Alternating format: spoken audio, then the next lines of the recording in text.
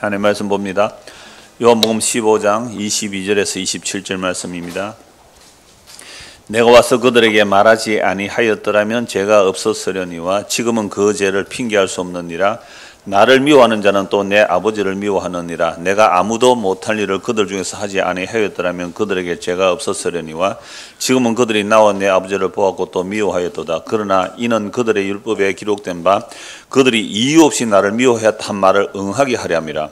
내가 아버지께로부터 너희에게 보낼 보혜사 곧 아버지께로부터 나오시는 진리의 성이 오실 때에 그가 나를 증언하실 것이요 너희도 처음부터 나와 함께 있었으므로 증언하느니라. 아멘. 오늘 본문을 중심으로 이유 없이 미워함이라는 제목으로 말씀을 나누겠습니다. 이유 없이 미워하는 이유가 있어요. 이유 없이 미워하는데 이유 없이 미워하는 이유가 있어요. 그 이유는 그 미워하는 이유가 뭐라고요? 성경에 기록되어 있대요. 그러니까 예수님께서 이 세상에 오시면 사람들이 어떻게 해야 된다고요? 이유 없이 그를 미워해야 돼요. 그러니까 우리가 예수님을 이유 없이 뭐 해야 돼요? 미워하는 게 맞습니다. 너무 자책하지 마세요. 그런데 어느 정도로 미웠어요? 어느 정도로 미웠어요? 예수님이? 죽여버릴 만큼 미웠어요. 죽여버릴 만큼. 내하고 지금 아이 컨택 하는 분이 한 분이 계세요. 오랜만에 오면 내가 아이 컨택을 합니다.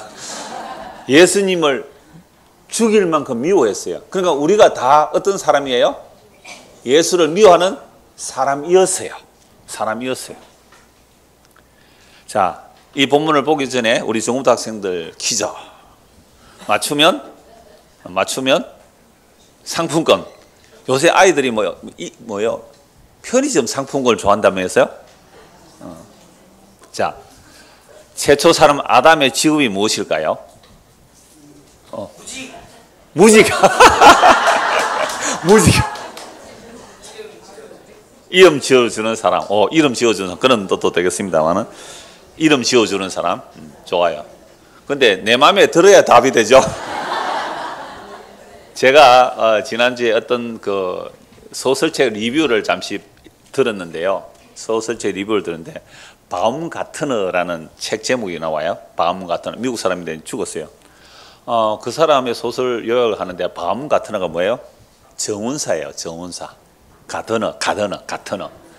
그러니까 그 얘기하면서 아담을 얘기하는 거예요. 아담의 직업이 뭐예요?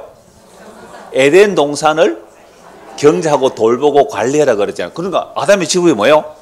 정운사 맞아요. 정운사. 아담의 직업이 정운사더라고요. 근데 그러니까 에덴 동산을 잘 경작하고 돌보라는 요 단어가, 같은 단어가 어디에 나오느냐면요. 그 민수기에 나오는데요. 레위인들이 성막을 잘 돌보는 거, 그게 똑같은 단어예요. 그러니까 에덴 동산은 모형이죠. 성막의 모형이기도 하는데요. 에덴 동산을 잘 돌보는 정운사의 일을 아담이 했는데 이걸 레위인들이 성막을 잘 돌보는 그것도 같은 뜻이다. 이렇게 나와요. 같은 단어예요. 자, 그러면 근데 문제는 이 아담이 이 에덴 동산을 잘 관리하는 정운사가 돼야 되는데 뭐가 한 마리 슬슬 기어 들어오죠? 기어 들어오는 거 아니에요. 그때는 뱀이 다리가 있었어요. 동물 중에 가장 멋있고 아름답고 지혜로운 뱀이었어요. 저주받아서 땅에 기어다니게 되고 흉측해 보였지. 그래서 우리가 뱀만 보면 어떻게 해요? 막 기겁을 하죠. 막 잡아먹고 막 그러잖아요. 그러니까 여하튼 뱀 보면 무조건 미워요. 우리가. 그죠? 뱀 보면 막 무조건 믿고 그러는데요. 이놈이 처음에는 너무 아름다웠어요. 모든 들짐승 중에 가장 지혜롭고 가장 아름다운 게 뱀이었다고요. 그러니까 하와한테 접근할 때 하와가 뱀이 처음부터 미웠으면 엄마하고 도망갔죠. 싹 타고 오니까 어떻게 해요? 너무 매력적이에요. 야, 에덴 동산에 이 아무것도 따먹지 말라고 했는데 아니야. 다 안 먹어도 되는데 한 개 선악을 알게 하는 나무의 과일을 먹으면 죽을 까노라. 벌써 유혹받으니까 말씀이 왜곡돼요. 유혹되면 말씀이 왜곡돼요. 반드시 죽는다 그랬잖아요. 근데 먹었잖아요. 아담도 주니까 아담도 먹어요. 아담도 하와의 죽음 안으로 참여되는 건데요. 하여튼 이렇게 되니까 하나님께서 에덴 동산에서 둘 수가 없어서 어떻게 해요? 쫓아내버렸어요. 그럼 에덴 동산에 있을 때는 직업이 정원사였는데 에덴 동산에서 추방되고 나서 직업은 뭘까요? 자, 농부가 돼요. 물론 뭐 정원도 가꾸겠지만 농사를 짓는데 문제는 아담이 타락을 하고 나니까 이 땅에서 뭐가 나와요? 가시와 엉겅퀴가 나와요. 그러니까 에덴 동산에서 쫓겨났으니까 가시와 엉겅퀴가 나오니까 죽을 때까지 아담은 이마에 땀을 흘려야 먹고 살고요. 여자는 해산의 고통을 당하게 되는 겁니다. 자, 그런데 또 아담과 하와가 가인과 아벨을 낳았는데 가인이 아벨을 또 어떻게 해버려요? 죽여버리죠. 그냥 땅이 또 저주받아요. 아담의 타락과 가인의 피를 흘린 땅은요, 가시와 은근키가 나서 그래서 농사를 짓는데 땅이 효력을 제대로 발휘를 안 해요. 여러분, 여름에 잡초 얼마나 무성해요. 농사 짓는 사람 알아요. 밭 이쪽에서 김을 매가요. 잡초를 뽑아 나가는데 저 끝에 가면 뒤에 다시 돋아나요. 그 정도로 여름에 잡초는 무성하거든요. 얼마나 농사 짓고 살기가 힘이 들어요. 땀을 흘려 먹고 살아요. 그런데 우리 중고등학생들은 농사 안 짓고 뭐 하는 거예요 지금? 공부하니까 어느 정도로 공부해야 돼요? 죽기까지는 안 할 거고 아무래도 땀 흘리기까지는 공부하세요. 땀을 일부러 막 에어컨 안 틀고 그렇게 땀 흘리지 말고 정말 열심히 엉덩이 땀띠가 날 만큼 공부하는 게 마땅한 일이에요. 그래서 땀을 흘리지 않고 먹고 사는 사람을 뭐라 그래요? 불한당. 불한당. 그게 땀 한자예요. 땀을 흘리지 않는 나쁜 놈들, 남 덩쳐먹고 사는 사람들. 아니 또 안마사들은 또 이러면 안 되는데 안마사는 또 덩쳐먹고 살잖아요. 왜 이러지 자꾸? 하여튼 땀을 흘리지 않고 먹고 사는 불한당이라 그래. 그래서 저도 제 그 책상 앞에 딱 제일 잘 보이는 그 스탠드에 나는 공부하는 노동자입니다. 그거 하나 라틴어로 하나 써붙여놨어요. 공부하는 노동자. 그러니까 노동자가 하루에 8시간 일하잖아요. 그러니까 너도 공부를 8시간 해라. 그런 의미로 이제 공부하는 노동자라고 써붙여놨는데요. 하여튼 에덴 동산에서 이제 추방하고 되니까 농사를 짓는데 제대로 농사를 잘 못 짓죠. 아담이. 단지 정원사하고 나중에 레위인이 성막을 제대로 잘 못 돌보는 거 이런 거 다 포함되는 뜻이에요. 자, 다시 질문. 이거는 답을 달아놨기 때문에 상품권은 없습니다. 하나님 아버지의 직업은 뭘까요? 하나님 아버지 직업. 오늘 주보 표지에 있는데 주보 그림에 나는 참 포도나무야 아버지는 농부다. 그죠? 이거는 상품권 주면 안 되겠죠? 하나님 아버지가 농부예요. 그러면 하나님이 왜 농부가 되어서 오셨을까요? 하나님 왜 농부가 되어 오셨을까요? 아담이 뭘 못해요?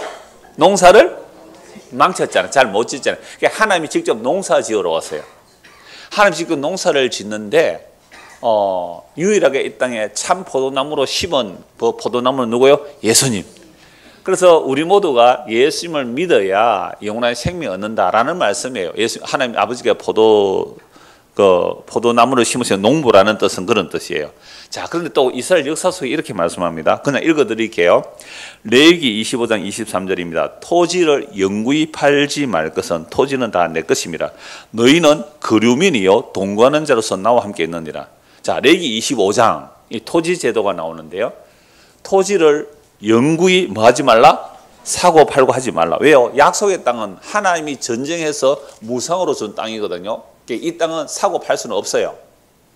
그래서 살다가 힘들면 경작권은 팔 수 있지만 언제나도 친척이 있으면 대물려 줄 수 있고요. 그 경작권은 원래 자기 땅은 절대 사고 팔고 할 수는 없어요. 근데 경작권 팔았다가 친척이 있으면 물려주고 자기가 능력 있으면 대물릴 수 있어요. 언제라도 대물릴 수 있어요. 그런데 그 형편이 안 돼요. 자기 능력도 없고 친척도 없어요. 그럼 언제 돌아와요? 50년 되면 돌아와요. 흰년이 되면 원래 돌아오게 되어 있어요. 근데 이스라엘 백성들이 이 안식년과 흰년의 법을 지킵니까? 안 지킵니까?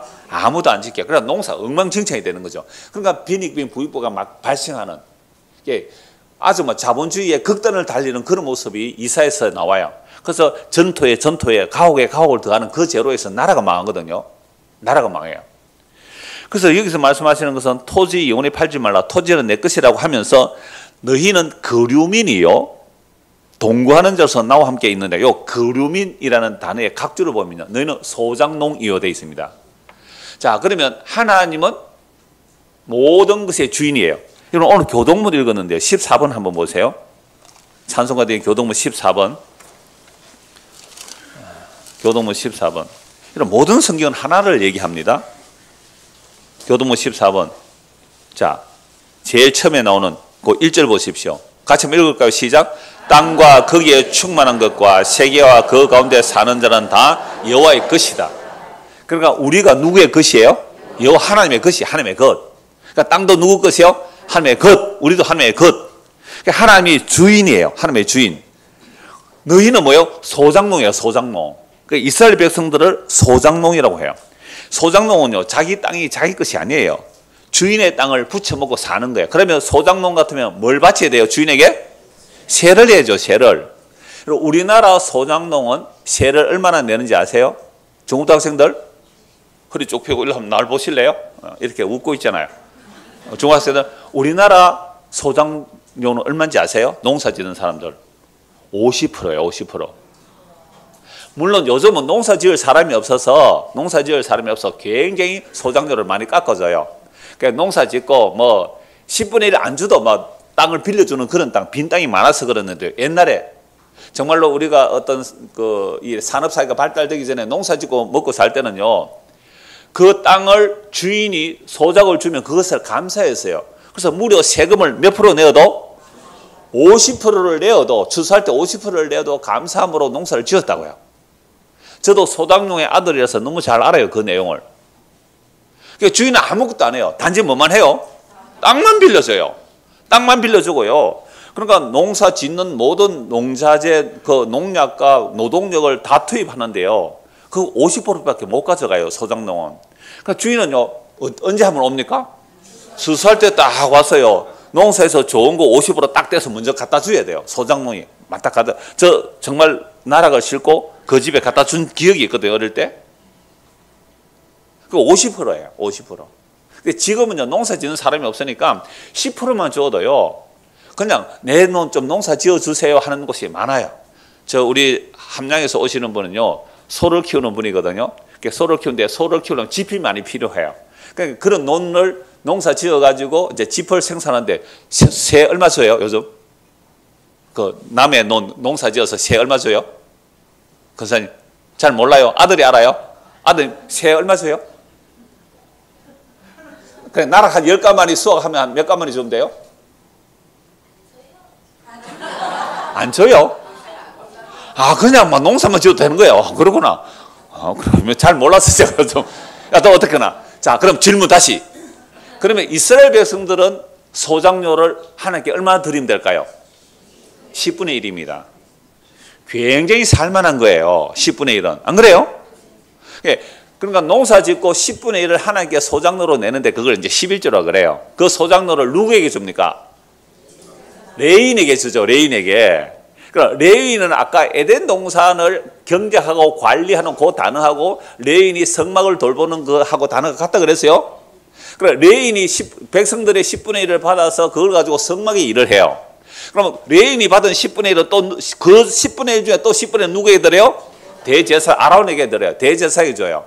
그러면 대제사는 10분의 1을 받아가지고 그 10분의 1을 또 누구에게 드려요? 하나님께 제물로 드려요. 이게 농사 짓는 하나님께서 말씀하신 소작인들이 살아가는 원리예요. 그러면 하나님께서 왜 이스라엘 백성들에게 소작농으로 해놓고 10분의 1을 새로 내라 그러냐면 그 10분의 1을 통해 뭐가 돌아가야 돼요? 성막의 기능, 성전의 기능이 돌아가야 돼요. 그 성막과 성전은 뭐 하는 기능이에요? 죄를 지으면 속죄의 제사가 드려지는 곳이에요. 11조 안 하면 구약시대는 뭐가 안 들어가요? 성막이 안 들어가잖아요.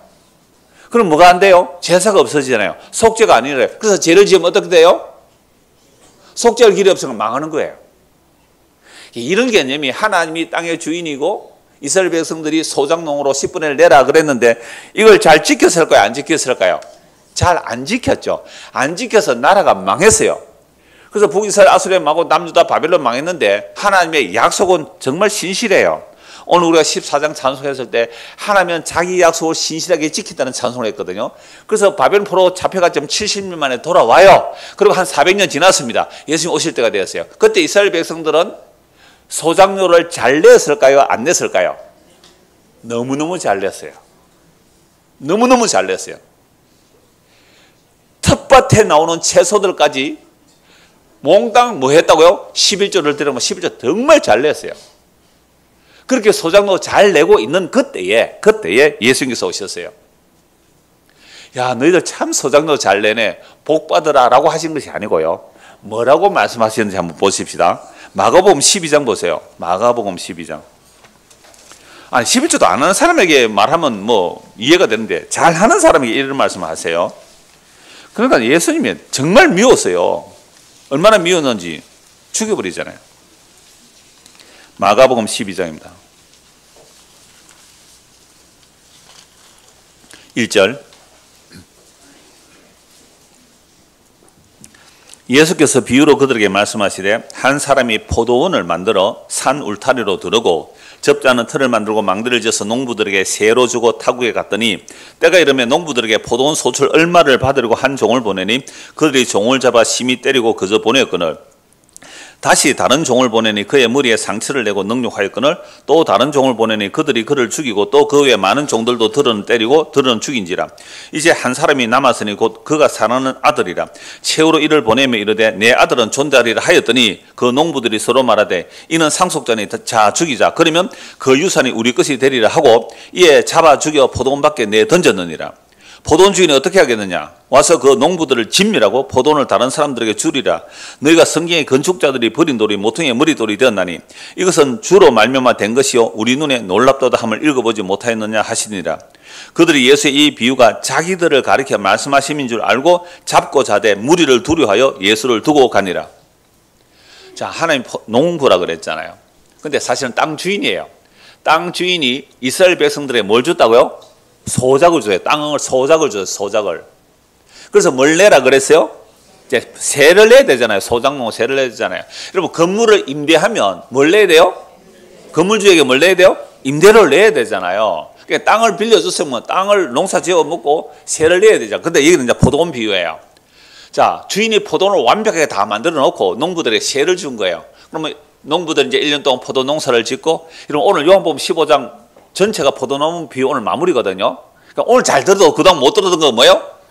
예, 이해할 수 있단 말이에요. 그러니까 포도 농사를 짓도록 해서 이제 소작농들이 포도 농사를 지어요. 자, 주인이 이제 세를 받으러 보낸 거예요. 이 종우이라는 것은 구약의 선지자들을 말해요. 야, 너희가 이제 하나님께 세 내야 되니까 주인에게 세를 내라라고 하니까 어떻게 했다고요? 때리고 죽이고. 얘들이 왜 그럴까? 또 종을 보냈어요. 어떻게 해요? 또 때리고 쫓아보내요. 안 주고. 세 번째 또 보냈어요. 그러니까 어떻게 해요? 또 때리고 죽여요. 이게 하나님께서 구약의 선지자를 보내가지고 하나님의 말씀을 전하니까 그 말씀 전한 자를 때려 죽였다 이 말입니다. 그런데 거짓 선지자는 어떻게 해요?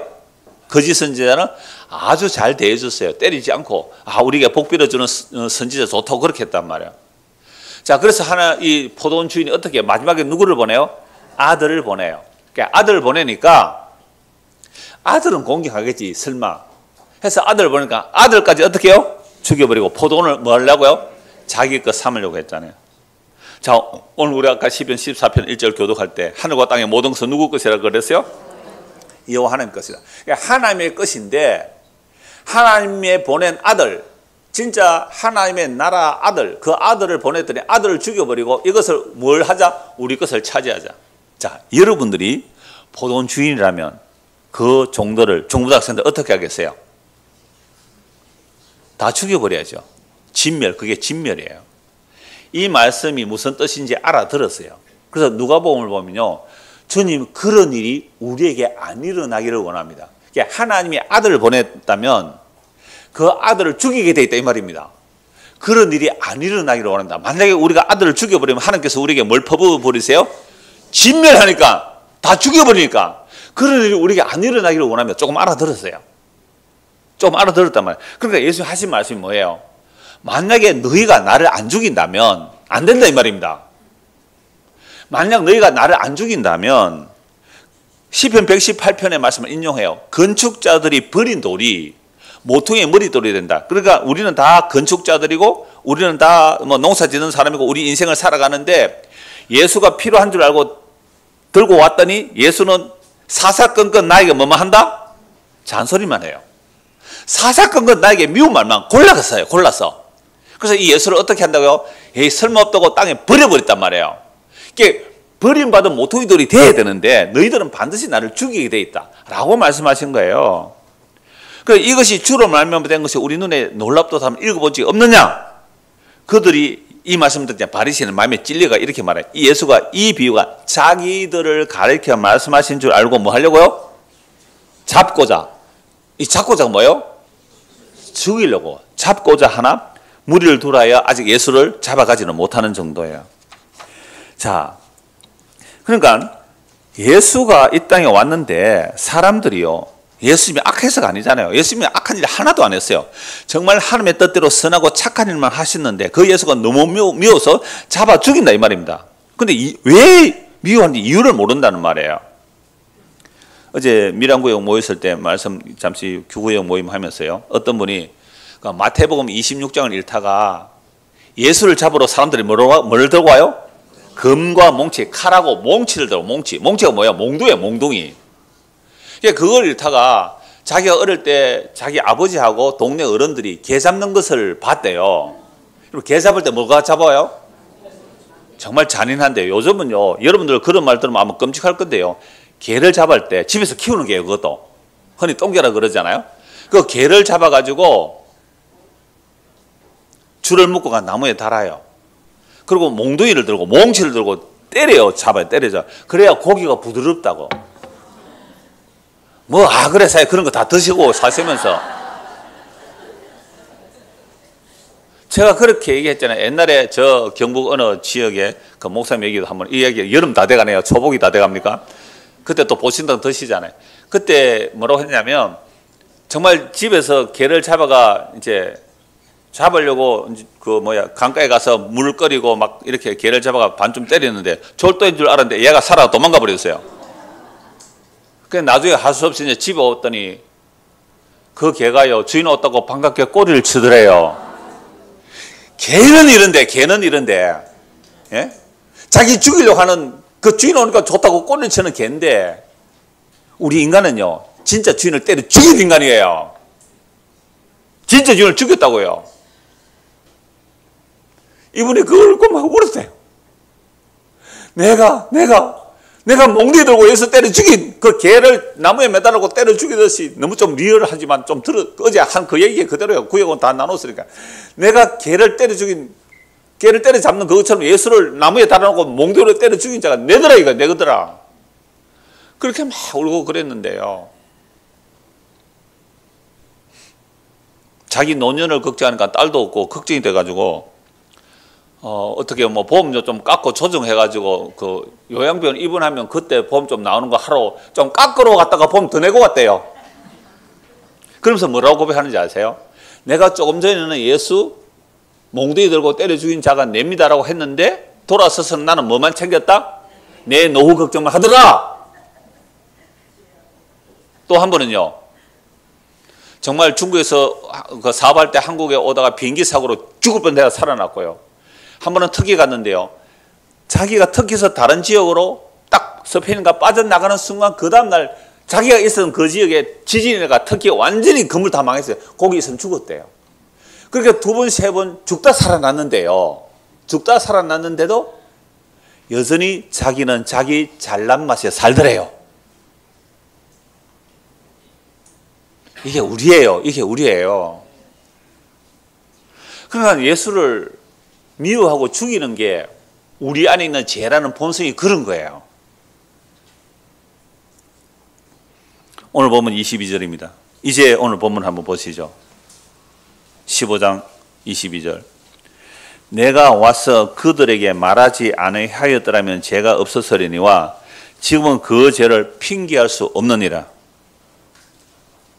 여러분, 예수님께서 이 땅에 오셔서 말씀하지 않았다면 뭐가 없었으리니와? 죄가 없었으리나. 죄가 없었다기보다는 죄를 몰랐겠죠. 예수님께서 오셔서 말씀하니까, 그러니까 내가 와서 이 땅에서 말했기 때문에 이제는 모든 인간은 뭘 핑계할 수 없다? 죄를 핑계할 수 없다. 하나님의 아들을 죽여버린 세상입니다. 그럼 유대인이나 이방인 할 것 없어요. 그러니까 죄를 핑계할 수 없어요. 예수님께서 이 땅에서 말씀하셨어요. 그런데 예수님이 하시는 말씀은 전부 하나님의 말씀인데 그 말 자체를 어떻게 해요? 전부 다 미워서 예수를 미워하고 예수를 죽여버렸다 이 말 아닙니까? 여러분, 예수님 당시에 아까 소장로 얘기했습니다만 11조 잘 했어요, 안 했어요?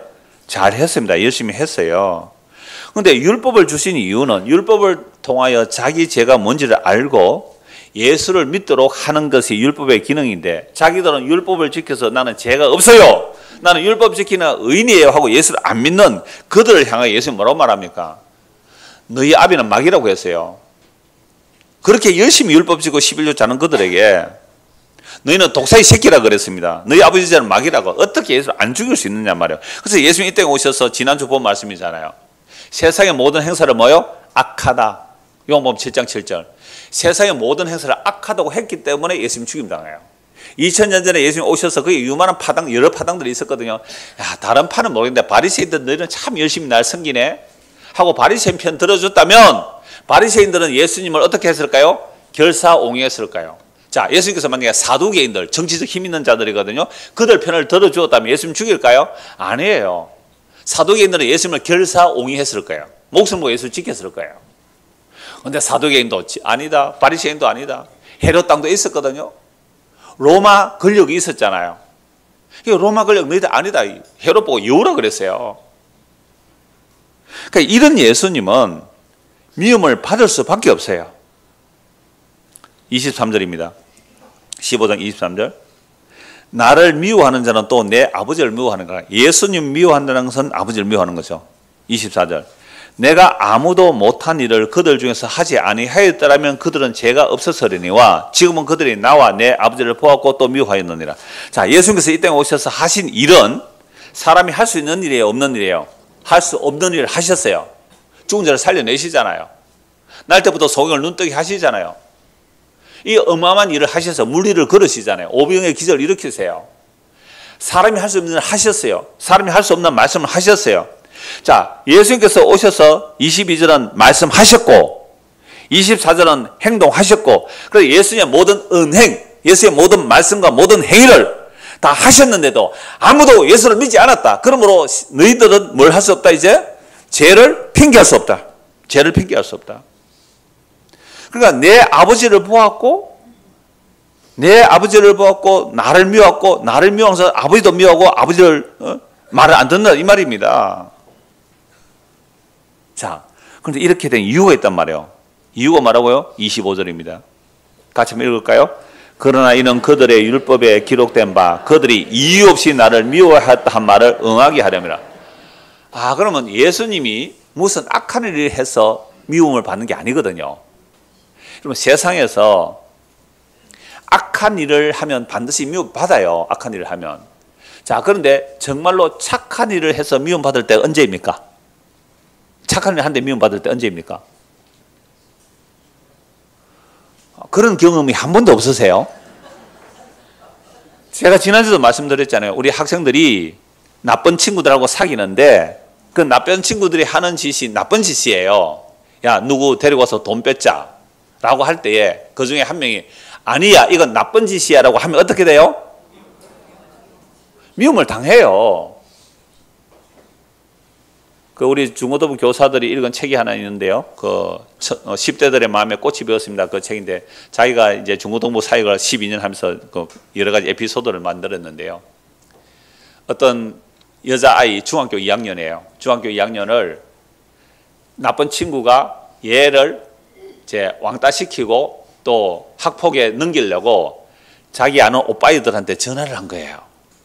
그래서 그 교회 다니는 아이인데 그 여자아이에게 전화를 해가지고 우리 오빠애들하고는 좀 재밌게 놀자 그랬어요. 그럼 이 아이도 뭐 그 유혹에, 교회 다니지만 유혹에 넘어간 거예요. 넘어가서 무슨아들 5명이 아무도 안 보는 공원에 여자아이 하나를 데려가서 술 마시기 게임을 한 거예요. 자, 지면 뭐 한다고요? 소주를 한 잔씩 주는 거죠. 그래서 게임에다 지면 소주를 한 잔씩 주는 거예요. 그냥 한 잔 마시고, 그게 피할 수가 없는 거예요. 그 분위기 속에서요. 거절할 수가 없잖아요. 한 잔 마시고 2잔 마셨더니요, 얘가 정신이 알딸딸해진 거예요. 근데 이제 엄마는 애가 나갔다고 난리가 났고 교회로 연락이 오고 막 아이 찾고 난리가 났는 거예요. 하루 동안 아예 연락이 안 오니까. 그랬는데요, 이 아이가 이제 술을 한 잔 먹고 2잔 먹으니까 정신이 알딸딸 해가지고 갑자기 용기가 생긴 거예요. 그래가지고 하나님, 나 집에 가고 싶어요 하면 기도를 해버린 거예요. 그러니까 술 먹이는 그 아들이 보고 야, 정신이 이상하다 해가지고 그 넘겨준 나쁜 그 친구 있잖아요. 걔가 전화가 너 빨리 데려가라 했는데 가 전화 끊어버리는 거예요. 그래 야를 어떻게 할 수 없어가지고 PC방에 밤을 꼴딱 새고 알을 지키고 그 다음날 이제 자기 집에 들어 공원에 있다 경찰에 잡힌 거예요. 그래서 돌아오게 됐다. 여러분 이런 일이 중고등부 아이들에 얼마나 일어나거든요. 그러니까 곧 만약에 5명, 곧 나쁜 남사들 5명, 나쁜 학생들 5명이 그렇게 아이에게 술 먹이고 할 때 한 명 있다가 야 이것은 뭐 하는 짓이다? 나쁜 짓이야 하고 하지 말자라고 하면 그 4명이 한 명을 어떻게 할까요? 미워하는 거예요. 자, 예수님이 이 땅에 오셨어요. 아니 나쁜 짓 하는 사람에게 나쁘다고 그러면 그 누구라도 동의할 수 있어요. 근데 누가 봐도 세 잘 내는 사람, 세금 잘 내는 사람, 그죠? 나라에 충성하고 부모에게 효도하고 정말 금식 열심히 하고 전도 열심히 하는 그런 바리새인 서기관들 보고 이 독사이 새끼들아 너희들이 껍데기는 꿈인데 속은 온갖 더러운 것이 가득해 라고 하니까 예수를 미워할까요 안 할까요? 당연히 미워하죠.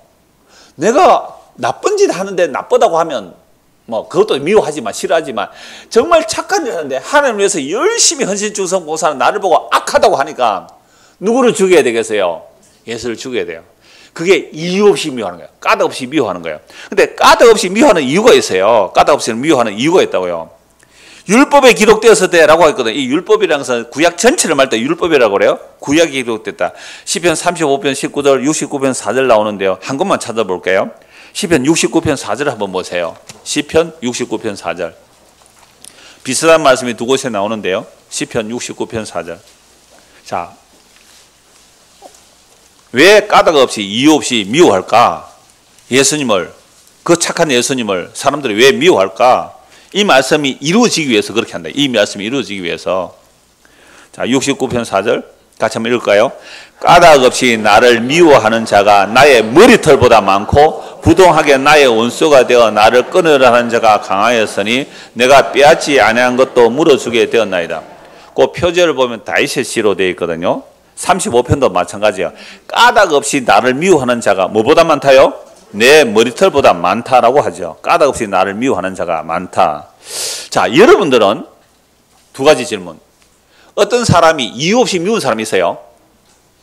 이유 없이 미운 사람. 그 사람 보기만 하면 미워요, 그냥. 그 사람 나에게 특별히 해를 안 끼쳤는데도 보기만 하면 미워요. 그런 사람 있어요, 혹시?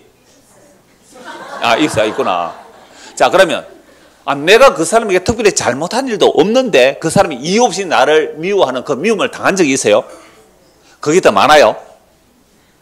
이것도 아니고 저것도 아닙니까? 그러니까 지금 사람들이 나를 까닭 없이 이유 없이 나를 미워하는 사람이 머리털보다 많다. 누가 얘기해요? 다윗이에요. 그러니까 시편 35편 69편 다 다윗의 시인데 여러분 다윗이 이유 없이 까닭 없이 미움받은 것이 언제부터 그렇게 미움받았어요? 예, 사울이 기름 부음을 받았기 때문에. 희한하죠. 여러분 사울 왕이 왕의 역할을 제대로 못하죠. 그래서 잘린단 말이에요. 사울 왕이 왕의 역할을 제대로 못해요. 그러니까 가드너 역할을 못하니까 추방되듯이 사울 왕의 역할을 못하니까 잘리는 거예요. 그리고 하나님께서 사무엘에게 말하죠. 내가 이새의 줄기에서 한 삭이 돋아나. 나중에 그 찬송할까요? 이새의 집안에서 내가 아이 하나를 택했다. 사무엘 너 가서 내가 지시하는 아이에게 기름을 부어라. 그래서 다윗에게 말했어요. 당신의 아들들 제사에 초대합니다. 오늘 같으면 예배에 초대한 거예요. 예배에 초대했어요. 아이들 초대했어요. 자, 그래서 여러분 사무엘이 그렇게 기도하는 사람이지만 영안이 어두워요. 다윗의 첫 아들 누구예요? 엘리압을 보니까 와, 키 크고 멋있어요. 잘생겼어요. 와, 이 사람이 내가 왕이 될 상인가? 야, 왕이 될 상이에요. 딱 보니까 딱 기름 붓고 어떻게 해요? 불을 하니까 야, 아니야. 그 아이가 아니야. 너는 외모를 보지만 나는 중심을 본다. 아니야. 두 번째도 괜찮아요. 두 번째 부를까요? 아니야. 세 번째 아니야. 네 번째 아니야. 다섯, 여섯, 일곱 아니야. 혹시 아들 더 있습니까? 막내 하나 있는데 그는 아직 애라서 예배에 오지 말라고 했어요. 뭐 하는데요? 저 독서실에 가서 공부하고 있어요. 그럼 뭐 하고 있어요? 그 양이나 몇 마리 치고 있는 보잘것없는 아이예요. 아니요, 빨리 불러오세요. 불러오는데 그 아이다 기름 부어라 해서 사무엘이 다윗에게 기름 부어요. 7명의 형이 화가 나요, 안 나요? 어떻게 장남이 나를 버려두고 차남이 나를 버려둬서 막내에게 기름 부었느냐. 그때부터 형들이 누구를 미워해요? 다윗을 미워해요. 나중에 골리앗을 물리쳐요. 골리앗을 물리치고 이스라엘을 구원해요. 그러니까 사람들이 또 뭐라고 노래해요? 사울은 천천히 하고 다윗은 만만하니까 누가 또 죽이려고 해요? 사울이 다윗을 죽이려고 해요. 맨날 특수부대 보내가 다윗 잡으려고 하는데요.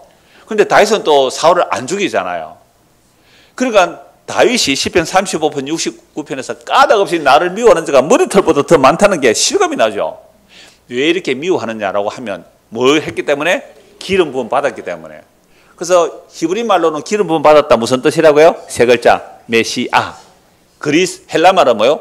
네 글자 그리스도. 기름 부음 받은 자 메시아 구원자의 역할을 딱 하는 순간 미움을 받아요. 그런데 희한하게 다윗은 그래서 막 쫓겨다니는데 다윗이 막 쫓겨다닐 때에 다윗에게 오는 사람들이 있더라고요. 사무엘상 22장 2절에 보면요. 여러분 이사야 2장 22절인가 보면 인생은 그 호흡이 코에 내 스위치를 가시도 없다 그랬거든요. 그러니까 사무엘상 2자가 3개 나오는데 22장 2절에 보면요. 다윗에게 오는 자들이 누구일까요? 사울 왕 체제 하에서 살아갈 수 없었던 환난 당한 모든 자, 빚진 모든 자, 마음이 원통한 자들.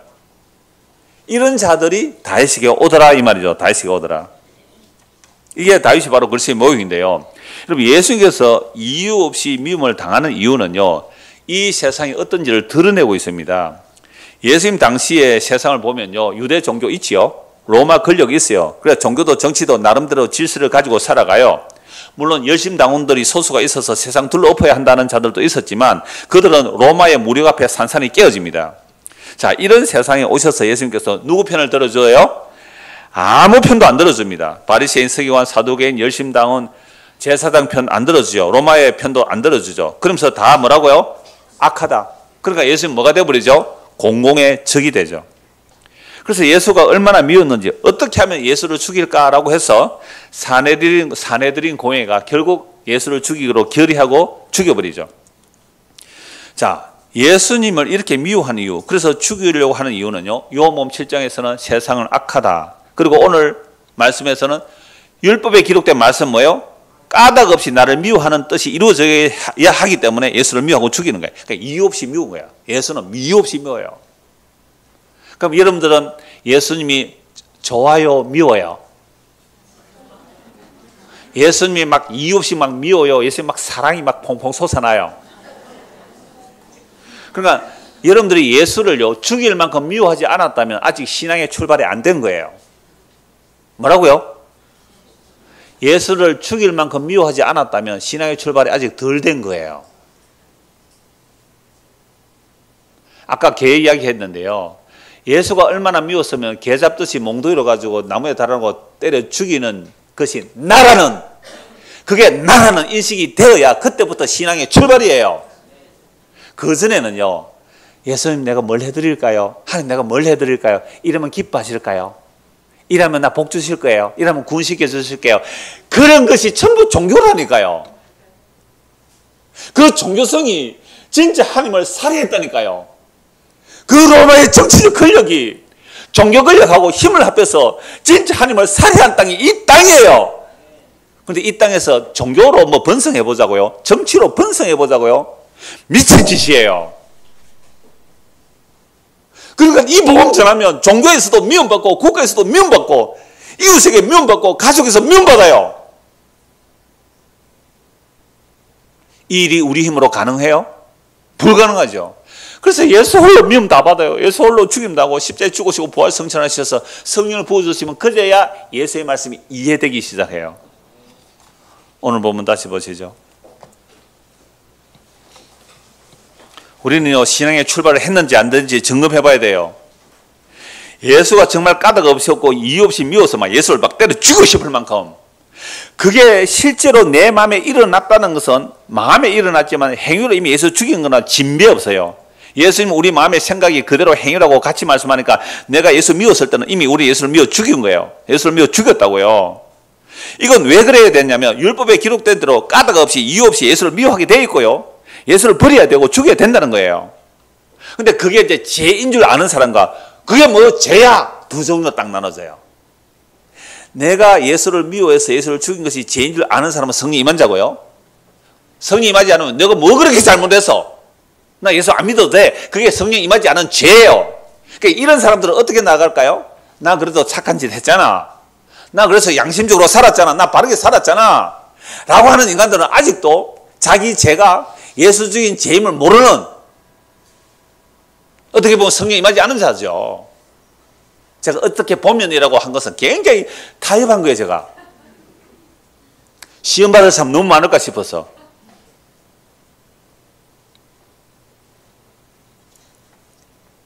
다시 25절. 그러나 이는 그들의 율법에 기록된 바 그들이 이유 없이 나를 미워했다는 말을 응하게 하려 합니다. 우리도 똑같아요. 예수님께서 내가 원하는 거 하나도 안 주고요, 내가 기도하는 거 하나도 안 이루어주고요, 내 손 하나도 안 이루어줘 보세요. 그러면서 하는 말이 네가 구하는 것은 다 우상숭배고 그게 죄다. 그 죄 때문에 내가 너 때문에 죽었다 라고 하는 예수를 우리가 사랑할 수 있을까요?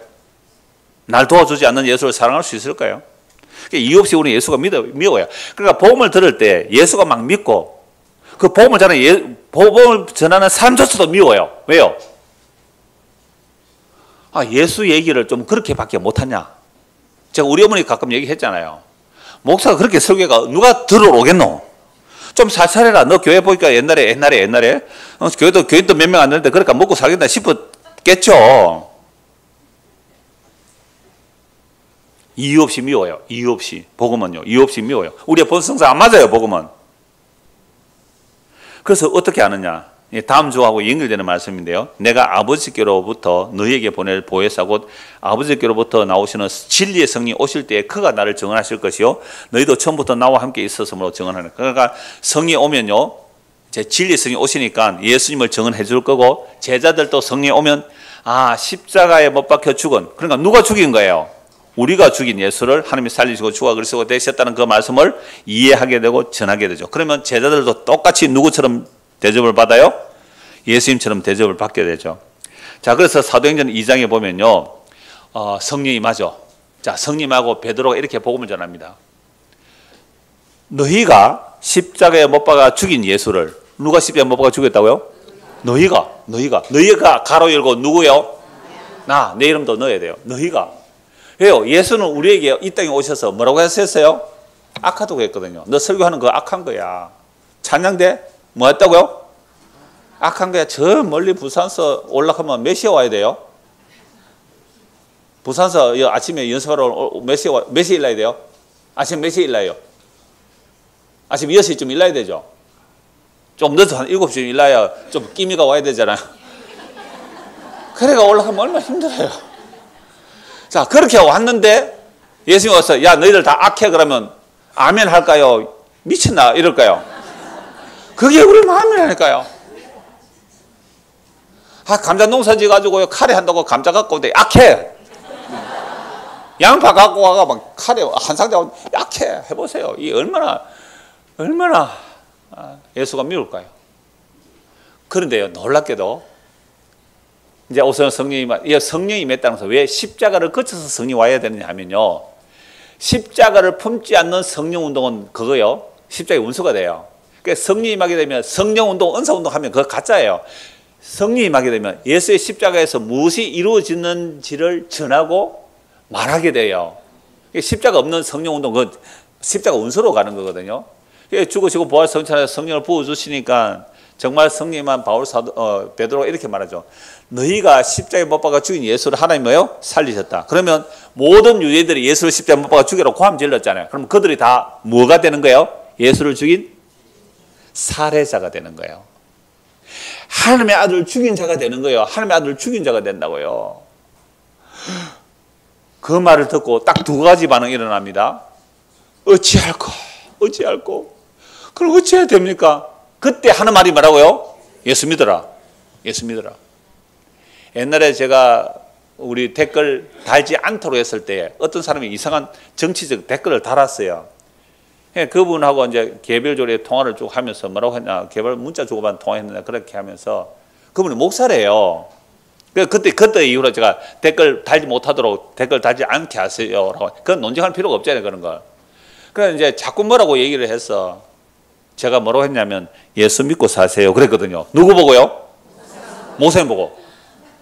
그분이 이제 그 다음부터는 말이지 이정훈 목사가 내가 목사인데 나보고 예수 믿고 살라 그랬다고 말이지. 예수 믿는 게 뭔지 모르는 거야 아직도. 예수를 믿는다는 말은요, 내가 하나님의 아들을 이유 없이 미워해서 살해해 버렸습니다. 내가 예수를 살해한 죄인입니다 라고 할 그때에, 어찌할까 할 때에 그때 예수 믿으라는 말이 나와야지. 멀쩡하게 잘 사는 사람, 너 앞으로 더 잘 살게 해줄게 예수 믿어. 거부 반응 일어나요 안 일어나요? 안 일어나요. 멀쩡하게 잘 사는 사람 너 예수 믿어 천국 보내줄게. 거부 반응 일어나요 안 일어나요? 안 일어나요. 근데 멀쩡하게 잘 사는 보고 니는 허물거제로 죽었고 니 하는 짓이 모두 악이야 라고 하면 사람들 뭐라 그럴까요? 미워할까요? 좋아할까요? 미워해요. 그래서 예수 죽여버렸어요. 그 예수의 복음을 전하는 자를 똑같이 그렇게 미워한다고요. 근데 베드로 그렇게 복음 전하다 감옥에 갇히거든요. 매 맞고 나올 때 막 기뻐하거든요. 왜 그럴까요? 전에는 막 십자가 앞에 도망갔는데 예수님의 성령이 임하니까 예수님하고 한 몸이 된 거예요. 예수님과 한 몸 되니까 한 몸 된 자로서 욕 얻어먹으니까 기쁜 거예요. 두 번째, 사도행전 7장을 보면요, 스데반 집사가 딱 복음을 전해요. 복음을 전하니까요, 사람들 어떻게 해요? 너희가 죽인 예수, 하나님은 성전에 안 계신다. 다윗이 말했지 않느냐? 그분이 예수 그리스도라고 담대하게 복음을 전하니까요, 사람들 어떻게 해요? 듣기 싫어서 길을 막고 돌멩이 들고 스데반 집사를 돌로 쳐 죽여요. 근데 스데반 집사에게 뭐가 열려요? 하늘이 열리고, 하늘 보좌 우편에 누가 서 계세요? 예수님이. 십자가에 죽은 그 예수가 하늘 보좌 우편에 서 계신다니까 이 소리가 듣기 좋아요, 싫어요? 그걸 인정하려면 자기가 예수 죽인 죄인임을 인정해야 되거든요.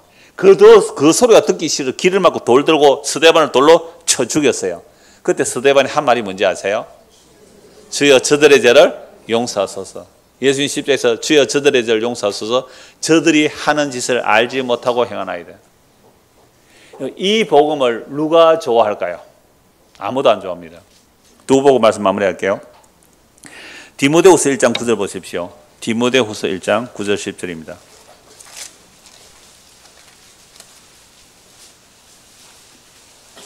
디모데후서 1장 8절부터 볼까요? 자, 8절. 그러므로 너는 내가 우리 주를 증언한가? 바울 사도가 예수님을 증언한다. 바울도요, 예수님 사람 잡아 죽이던 사람이 복음 전하잖아요. 우리 주를 증언한가? 또는 주를 위하여 갇힌 자. 바울은 복음 전하다가 뭐 했다고요? 감옥에 갇혔어요. 그런 나를 뭐 하지 말라? 부끄러워하지 말라. 그러니까 복음 전하면 미움 받고 감옥에 갇히고 이런 꼴이 당한단 말이에요. 이거 부끄러워하지 마라. 예수 믿고 예를 세상에서 성성장고 잘 돼서 복음 잘 전해질까요? 예수 믿고 막 감옥에 갇히는 게 복음 잘 전해질까요? 예수 믿고 막 복음에 감옥에 갇히는 이게 잘 전해지는 거예요. 나를 부끄러워하지 말고 오직 하나님의 능력을 따라 복음과 함께 뭘 받으라? 고난을. 그래, 바른 복음 전하면 반드시 뭐 받는다? 고난 받는다. 가족에게서, 교인에게서, 친구에게서 고난 받게 돼 있어요. 9절. 왜 복음을 싫어하는지 한번 보세요. 두 가지인데요. 하나님이 우리를 구원하사 거룩하신 소명으로 부르심은 우리의 행위대로 하심이 아니요 오직 자기의 뜻과 영원전부터 그리스도 예수 안에서 우리에게 주신 은혜대로 하심이라. 자, 복음의 두 가지 특징. 하나는 왜요? 우리의 구원이 우리의 행위가 아니라 오직 하나님의 창세전에 약속하신 은혜대로 됐다. 그럼 여기서 뭐가 다 날아가야 돼요? 인간의 행위는 빠지죠. 인간 행위는 날아가요. 자기 공로는 빠져요. 인간은요, 자기 인정받는 재미로 살아가거든요. 그 인간 행위 빼보세요. 화가 나죠. 남편이 평생 일해가 돈 벌어줬는데요, 아내가 밥 안 해주고 자기는 맨날 밖에 나가고 놀면 남편 어떤 마음이 들까요? 내 공로를 무시하나 이렇게 안 해요. 그러니까 우리의 행위가 부인되는 것은요, 견딜 수가 없어요. 우리의 행위가 아니라니까. 구원받는 일은요, 하나님의 뜻, 영원전에 하나님 뜻대로 하시다. 은혜다. 은혜라는 것이 싫은 사람은 누구일까요?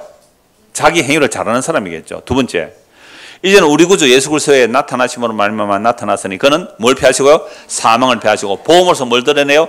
생명과 썩지 아니할 것을 드러내요. 그러니까 복음을 전한다고 하면서 생명도 아닌 것을, 또 썩을 내용을 전하면 그 복음 아니에요. 다른 복음이에요.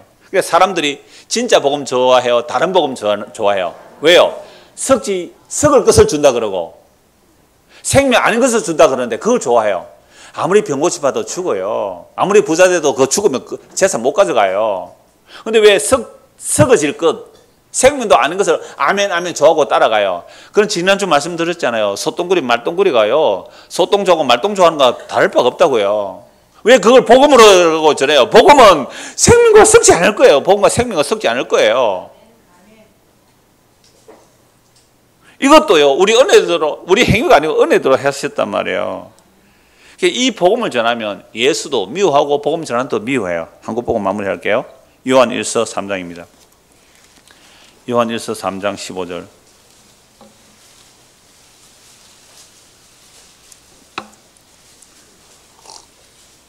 예, 이건 원고에 없는 내용인데 아침에 잠시 메모했습니다. 13절부터 보시죠. 3장 13절.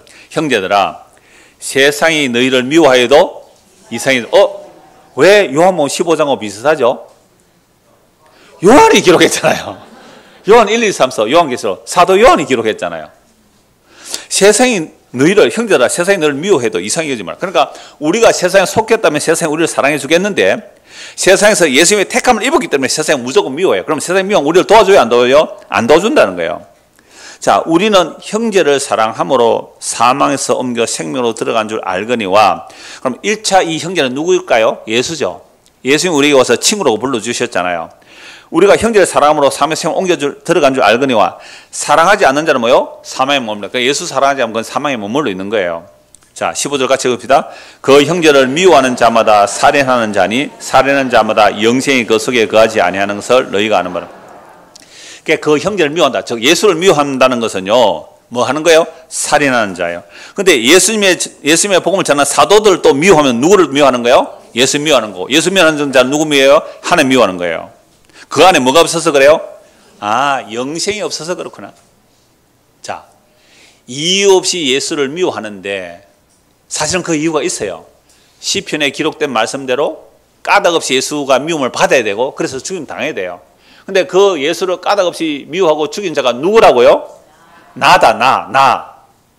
곧 우리가 예수를 이유 없이 미워하고 죽였은 자가 납니다 라고 할 때 그래, 너는 의로운 사람이야, 너는 구원받은 사람, 이렇게 말해줘요.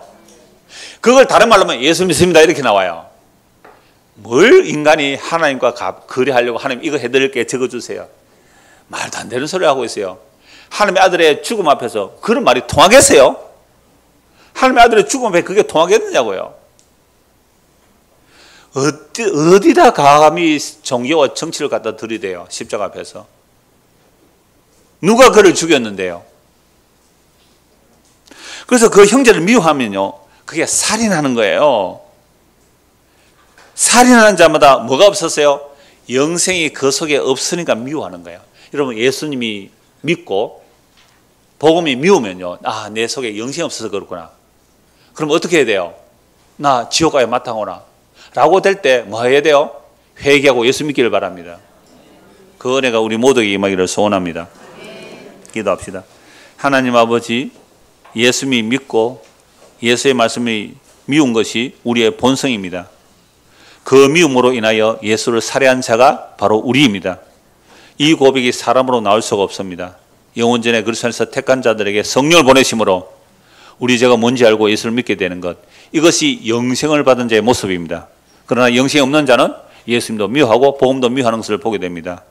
우리 생명 다하는 그날까지 이 복음의 풍성함이 얼마나 엄청나게 선물로 주어졌는지 알게 하시고, 그 예수를 주로 고백하는 그 기쁨이, 예수 믿음으로 오는 세상의 미움이 오히려 기쁨이 되는 믿음의 사람들, 그래서 세상에 감당할 수 없는 사람으로 우리를 만들어 주시옵소서.